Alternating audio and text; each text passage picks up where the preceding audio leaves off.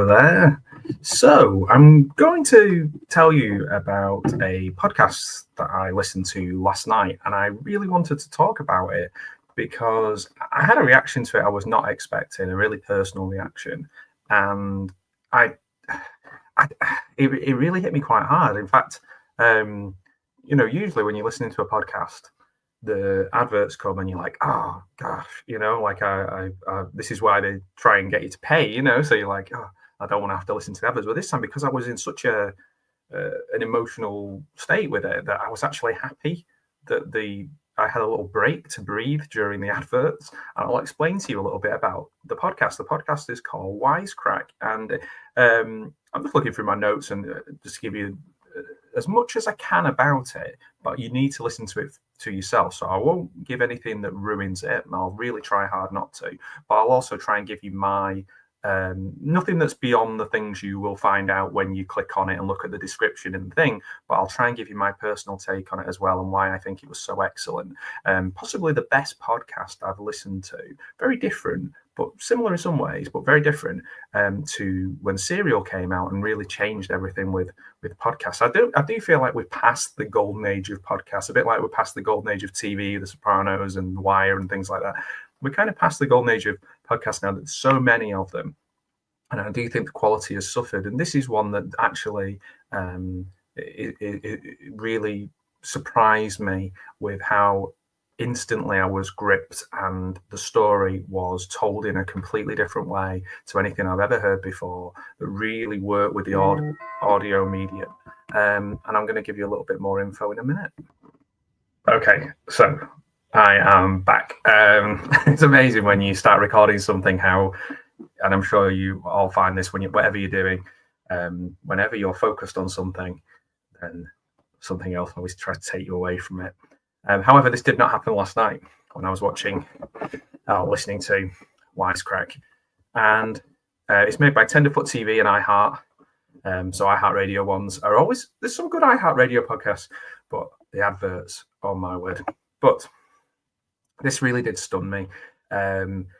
Yes, it's true crime, but it's stand-up comedy, and it mixes these two things in a very subtle, really well told narrative, unusual and unlike anything else you'll listen to.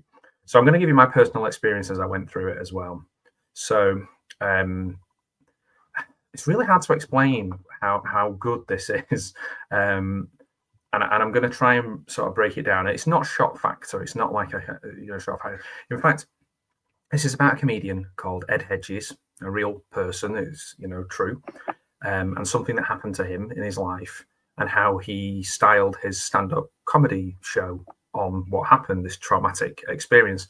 Now, you might go, oh, this is like one of those things on the Edinburgh Fringe, where it's like everyone's got a dead relative or a illness-related show. This does not come across like this. This almost comes across like this is the only way he can deal with this particular thing. He has kind of dealt with the issue by throwing himself into work, and he's come full circle and ended up going, well, I have to address this, and the only way I can really address this, and the only people I can address this with, is my audience, because he's not somebody with like lots of friends, as he says, and he can't really talk to his family about this, because he mentions about this whole situation being a bit like in Hot Fuzz, where everyone just kind of, whatever horrible stuff happens, they just kind of this terrible thing happened. Oh, what lovely weather we've got. So this is his way of dealing with it, and it does come across as very genuine, even to the point where you feel that the podcast side of things has been very, very hard for him to do. So Edd Hedges, stand-up comedian, and he, I'm going to break it down bit by bit without giving anything away that ruins it. So Edd Hedges is the main person in this, and it's his life story. He interweaves traumatic events from his life with comedy, and he's able to just draw you in with something terrible that is happening, and then he just about lets you off the hook with a joke. You hear elements of this performance as you're going through, and it's perfectly managed. It's somebody who has, you know, worked as a comedian for a long time, and but you can definitely hear in his voice. I think what got me straight away was his voice. There's a real nervousness in his voice, and I heard that they say he doesn't make eye contact with people very much. And I read an interview where they mentioned that as well. So the reason that this has come to light, or this is a podcast, is because of somebody called Jodi Tovay, who's kind of also had bullying issues and tough times of being different in a particular area. So where Edd Hedges is from, like a farming area outside London, in a little village, he didn't really fit in. And Jodi Tovay is from an Asian background and was in the sort of south of the southern part of the United States. And both have kind of felt a certain way about where they were, and have had to deal with bullying and issues like that. So she connects with it straight away. I connected with it for a different reason. I'll explain why I connected with it more about the actual event. Now, this all centres around Edd Hedges going back to a hometown charity gig to raise money for something within his village. And bit by bit, we learn about his family, we learn about his background, we learn about his bullying. He's been bullied by the same person since he was very young, and this converges on him even when he's about 23 when he goes back for this. And he hasn't been going back to the village at all. If he meets his family, he meets them at his brother's houses, which are somewhat not in that village. So this is an incredible blend of stand-up and true crime. The way he makes the exposition, and he tells you at the beginning he's going to tell you 3 lies, and he said, don't worry, I will tell you what those 3 lies are, and he does. And that's a good way of getting your attachment to what he's saying. Like, you think, oh, is he going to tell the truth, is he not?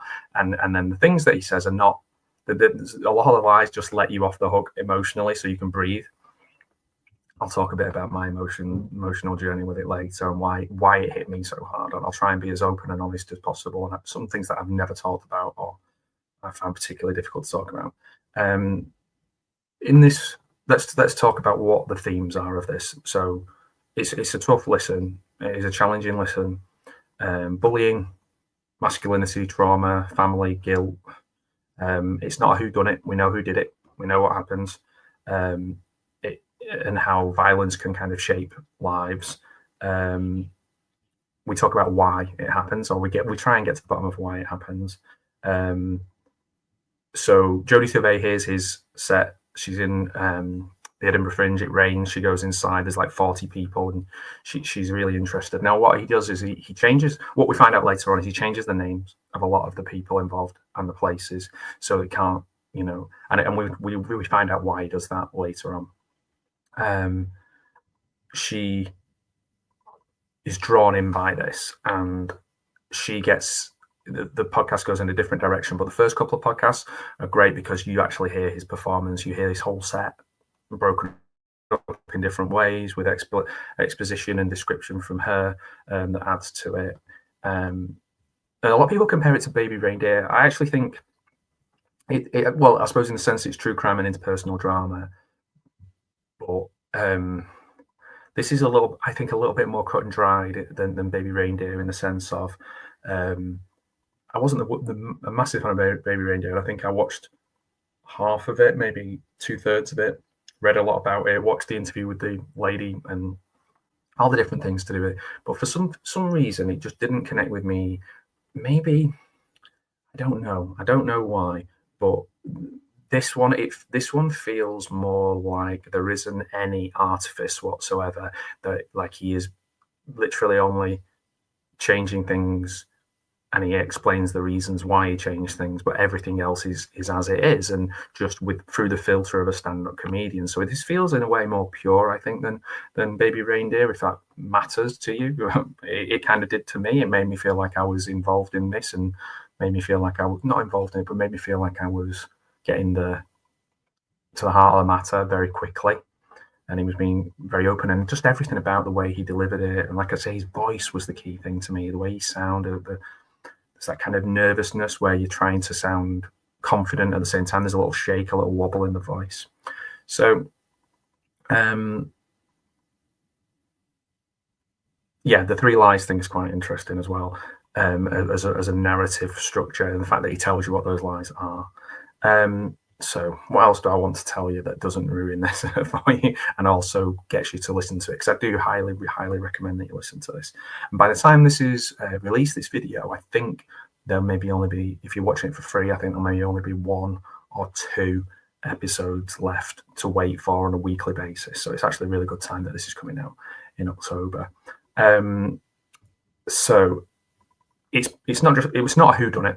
So you don't have to kind of go, oh, it's not like Adnan Syed and Serial, where you're kind of working out who did what and all that kind of stuff. However, she is very analytical in the way she goes through things, and it doesn't feel as stagey or performed as that kind of standard podcast voice that you hear, with that you used to get with Serial, that people kind of spoof now in things like Only Murderers in the Building. So let me go through why this, how this works and how this. So I'm like, just picture this. So I'm lying in bed. I'm listening to this quite late at night. It was about 11:30, and I started listening to the first episode, and I was drawn in straight away by the performance. You kind of feel like it's being recorded covertly, and actually part of it was. You hear about his bullying situation, you hear about his kind of being alone and different to the people around him, and you kind of get this, and you hear about the bully, and you hear the bully's name, and you hear about some of the stuff that happened to Ed, and you kind of drawn into it, and then there's the little break, and it comes back, and he's visiting it again.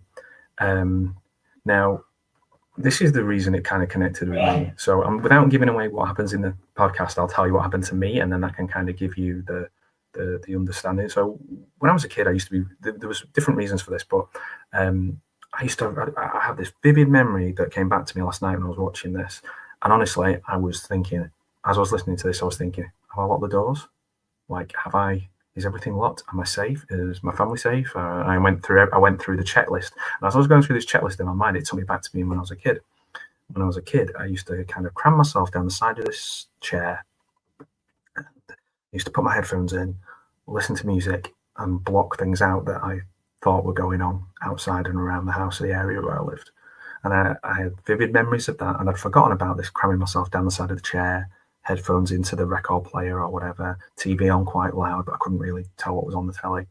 And I was like, oh, I got this horrible feeling, because it feels like, for me, it feels like time wasted, like fear. Living in fear is like time wasted.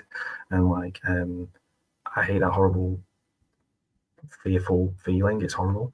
So as he was telling his story about this, there's a moment where he's in his bed, he goes back to his house, his family house, he's in his bed, and she wakes up, and he wakes up, and his mum's there, and she's scared, and she's telling him to be quiet. And then his dad is looking through the window at the front when he goes to find his dad, and his dad's looking through the window like, what's going on? And there's some like real banging on the door. Okay, and that's as much as I'm going to tell you about that story. And it took me back to what I used to do, was kind of look through the little crack between the curtain and the window, and so I could see what was going on. And I used to do it quite obsessively, and again, that horrible feeling of time wasted, fearful, that shame of being scared of things. And I was thinking about this, and I was like, this took me right back there, and I suddenly had this horrible panicky feeling while I was listening to this, what was happening. Now, the scary thing about this is, the really scary thing about this is, that the things that you're sometimes scared of happening but don't, they do happen to him, or almost happen to him in this. And that's the scary bit, is that it's a really horrific juxtaposition between this little safe little village, funny little village stories, with the odd dark moment he's already dropped in about his family and his relationship with his dad in particular. And then the actual thing that happens is a real kick in the teeth moment. And I don't want to ruin that. Not that it's like a story plot point or something. It's just something that happened to him. And I feel like he really does have to just tell this story in order for it he can deal with it honestly, rather than like, I think what his dad does and his mum does and people around him just kind of move on and throw themselves into work. He just deals with it. So I don't think there's a podcast like this. And I found it from, I think there's an interview in a newspaper with both of them. And I thought, oh, this seems interesting, because I was looking through, I was spending like maybe 2 hours the other night looking through for a new podcast or something interesting to listen to. And I couldn't find anything. It was all like, the rest is something. It was like ex-footballers, but not in an interesting, innovative way, just a bit like, almost like an after dinner speech, but on a podcast. And there was nothing there that was engaging me or connecting with me. And there's still some podcasts that I listen to that do, but or even just make me laugh like a lot. And there wasn't even that. So I really do recommend you watch Wisecrack. I hope I explained it in a way that makes it clear why it connected with me, but it really does give you a palpable feeling of fear when you're watching it. It certainly did with me. I'd be interested to see if it does with anybody else. The way they build the soundscape as well is really suited to podcasts, and being in your ears and kind of getting that experience. They're surely going to make this into a Netflix documentary or film or something, or limited series. It will probably be a Baby Reindeer thing. But even when I watched the Adnan Syed documentaries for Serial, they weren't as engaging as listening to it week by week. With Sarah Koenig on Serial, it was just suited for that medium, and that's why it works. I think this would probably be the same. I'm not saying it's the same as Serial, but I'm just saying it's in it for its time and its uniqueness and its kind of innovative approach. It's new, and it is as good as that, or as interesting or as appointment led, like appointment TV kind of thing, or appointment podcast as for this. So I don't think there are definitely dark comedians, like dark material in comedy. However, this isn't like being dark for the sake of being dark. This is that the story is dark, and he has to find a way to get the audience to go with him and still see it as a comedy. And he does it in such a subtle, well told. Really, I think the word is crafted. I think it's well crafted, and it really hit me like a ton of bricks. It took me back to that feeling of fear and helplessness, and I think it does for anyone who's ever felt scared in a moment, or ever felt like they couldn't deal with something. There's a moment in this where he realizes that there's an emotion that his dad's feeling, and he can read his dad so well because of other stuff that I won't go into. And he can read his dad so like, what he doesn't realize is he can't get a read on his dad. And he's like, well, what is this? What is this? What's different about him? And it's the first time that he's ever realized that his dad is scared. And that's also a pretty scary thing, because these people that you kind of see as almost not as a human being, really, more as like a figurehead or a figure in your life. When you see them behaving in a way that is against type, so to speak, it's so jarring and so unusual. You just don't want to see it. Like, you don't want to see your dad cry. You don't want to see your dad scared. You don't want to see, like, in these situations. And I think it connected me with me in lots of ways. I don't have the same horrific father son relationship that these have, but I can recognize so much of it. And I think the important thing is not like about comparison and like, you can spend your whole life going, well, my life wasn't as bad as somebody else's, so everything's okay. Well, it's not necessarily the case. Like, it's okay to recognize that you had tough times, and it's okay to recognize that you had some unhappy times, and you've had happy times as well. This is a very honest podcast, and I think it unlocks that real honesty within yourself, and it might unlock something in you that you'd forgotten about, like it did with me.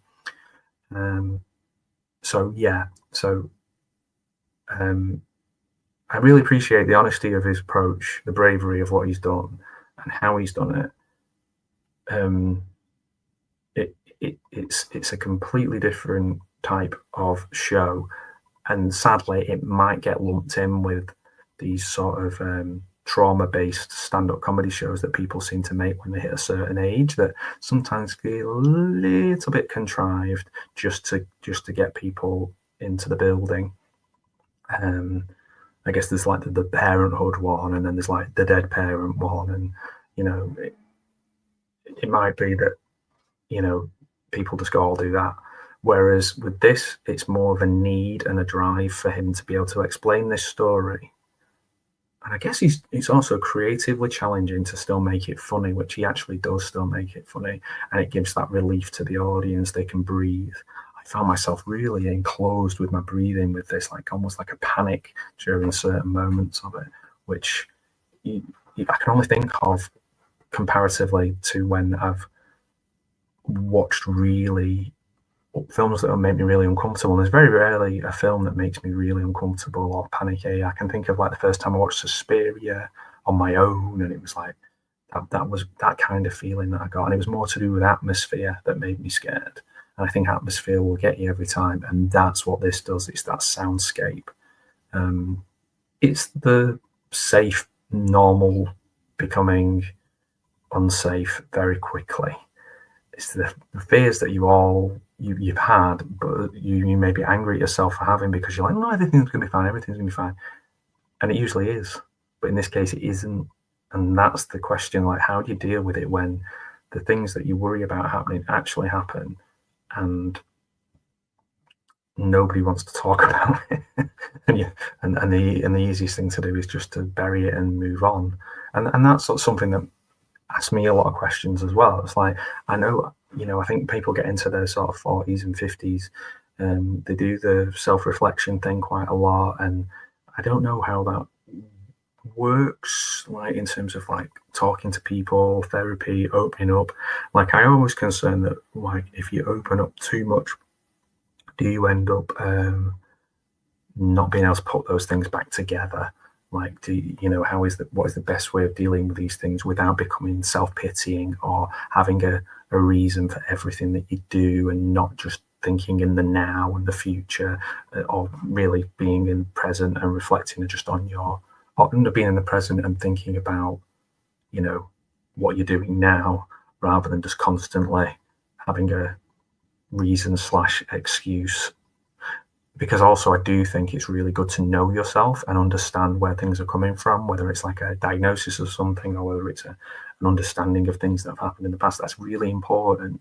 But maybe like the dwelling on it side of it worries me. The dwelling on it taking you down, like you're kind of doing all this work on yourself, and then that's all you are, is just like an open wound of going through stuff.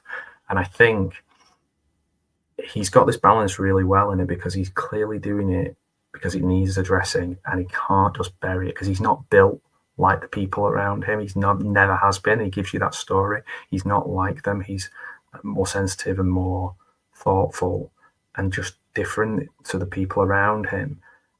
And you could see that this isn't a cynical choice.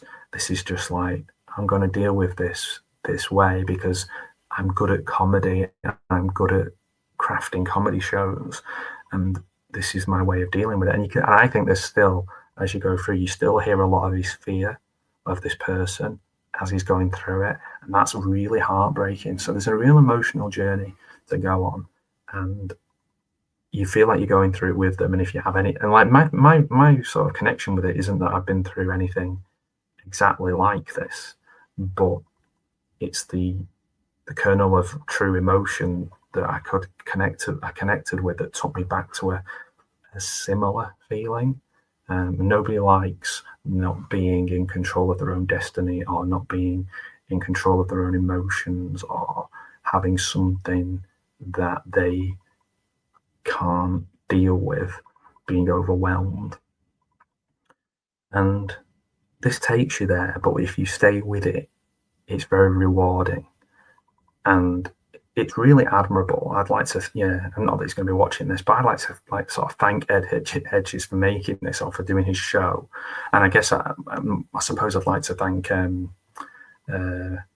Tovay as well, because she's kind of, through her confidence and documentary making styles, like pushed to get this story out there in a way that is accessible to lots of people. So it's a combination of those two people. And I think she had to understand his life through the prism of her life, a bit like I've just done, in order to get the most out of it.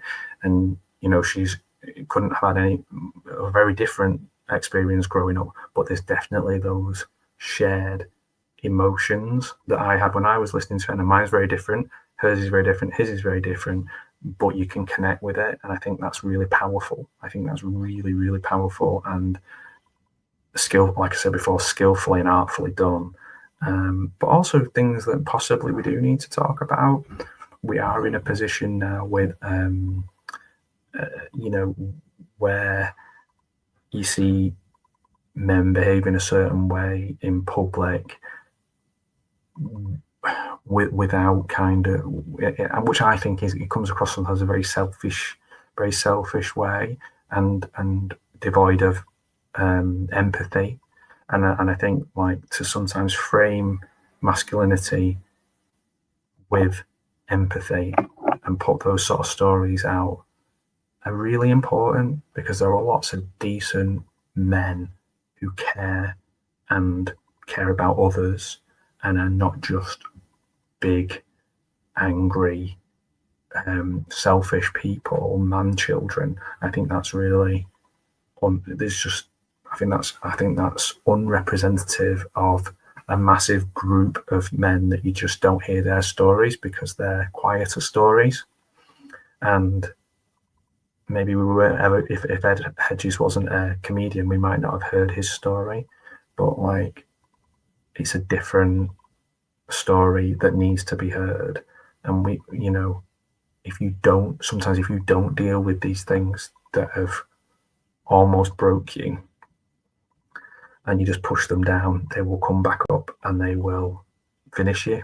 They'll finish you, and I've seen that happen to people. So it's striking that real balance. And it's a question I don't have an answer to, which is, how do you open up and share these things, but also do it in a way that doesn't take you back there and leave you there? So I find that really, it asks so many questions. It asks more questions than it answers, but it is a deep investigation into bullying, trauma, and masculinity, which sounds really boring, but actually it's funny, entertaining, which sounds awful saying it's entertaining, but it is entertaining because it's from a stand-up comedy show. It's entertaining, it's funny, and it's tragic, and it's violent, and it's scary. And I can't think of a film I've watched that has been all of those things. So yeah, give it a listen, and let me know in the comments if you've seen it and what you've thought of it. I think it's brilliant. Like, in the moment, it's like a 10 out of 10 if we're going to rank these things. But yeah, I hope you appreciate me opening up about this. It feels a bit strange and a bit awkward, but and I haven't given too much away about it. But I hope it's caused a little bit of interest in you, and you want to go and watch it yourself. Sorry, listen to it yourself. You'll probably watch it in the future when they make it into something else. But yeah, all right. Thank you so much for watching. And if there's something similar that you think I could enjoy, then let me know in the comments as well. I'll be really interested to see what you think, or what you think of Wisecrack. I'd be really interested to think about what you think about Wisecrack. You might have had a very, very different take on it. I think it's one of those where everybody will have their own personal take on it based on their own lives, which is quite rare that there's a piece of art that does that. So yeah, thank you. I really enjoyed talking to you about this sort of stuff, and have a great rest of your evening, day, morning, whenever you're watching this, and cheers. Thanks very much. Bye-bye.